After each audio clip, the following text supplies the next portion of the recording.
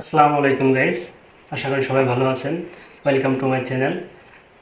আজকে আমি আপনাদের সাথে শেয়ার করব কিভাবে আপনার ফেসবুকের ভিউয়ার্স বাড়াবেন এবং ফেসবুকের একটা সেটিংস, যে সেটিংস আসলে আপনারা যদি অন করে রাখেন, ওই অন করে রাখলে আপনার ভিডিওটা বারবার আপনার সামনে রিপ্লাই হবে।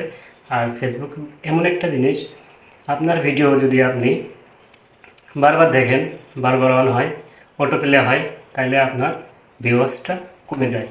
সো আমি সেটা শেয়ার করতে যাচ্ছি কিভাবে আপনার ফোনের অটো প্লে সেটিংসটা আপনারা অফ করে রাখবেন এবং ভিউয়ার্স আপনাদের অনেক গুণ বেড়ে যাবে। লেটস এর জন্য আমরা প্রথমে চলে যাব আমাদের ফেসবুক প্রোফাইলে। ফেসবুকে যাওয়ার পরে আমরা থ্রি ডট অপশনে ক্লিক করব। থ্রি ডট অপশনে ক্লিক করার পরে সেটিংস যে আইকনটা দেখতে পাচ্ছেন, এই সেটিংস আইকনে ক্লিক করব। সেটিংস আইকনে ক্লিক করার পরে এবার আমরা চলে যাব পেজ সেটিংয়ে।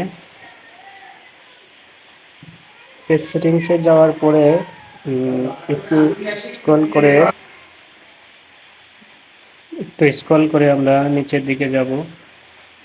নিচের দিকে যাওয়ার পরে আপনারা দেখতে পাবেন যে মিডিয়া অ্যান্ড কন্ট্যাক্টস, এই অপশনটাতে ক্লিক করব। মিডিয়া অ্যান্ড কন্ট্যাক্টসে মিডিয়া অ্যান্ড কন্ট্যাক্টসে ক্লিক করার পরে একটু স্ক্রল করে নিচের দিকে আসলে আপনারা দেখতে পাবেন অটো প্লে, অপশনটাতে ক্লিক করব।